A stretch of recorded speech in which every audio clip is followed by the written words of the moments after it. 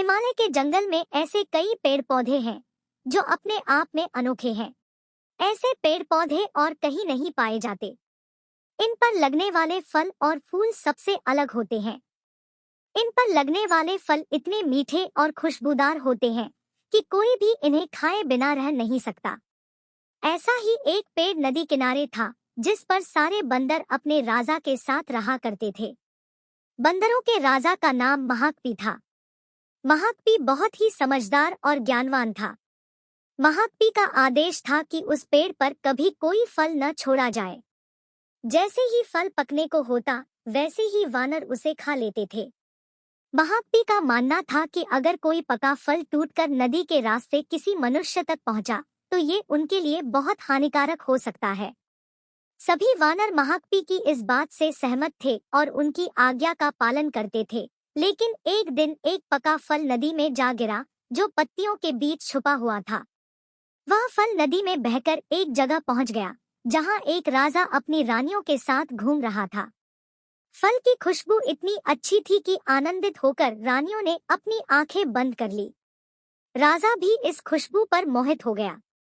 राजा ने अपने आसपास निहारा तो उसे नदी में बहता हुआ फल दिखाई दिया।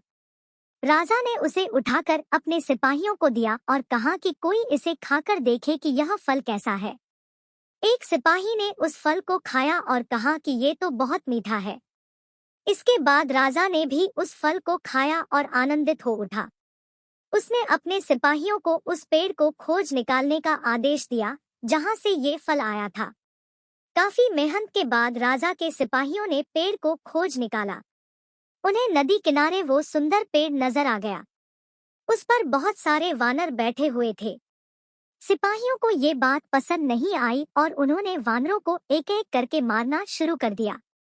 वानरों को घायल देखकर महाकपी ने समझदारी से काम लिया।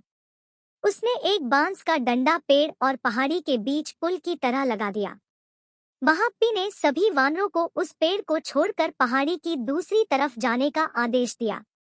वानरों ने महाकपी की आज्ञा का पालन किया और वो सभी बांस के सहारे पहाड़ी के दूसरी ओर पहुंच गए। लेकिन इस दौरान डरे समय बंदरों ने महाकपी को बुरी तरह से कुचल दिया।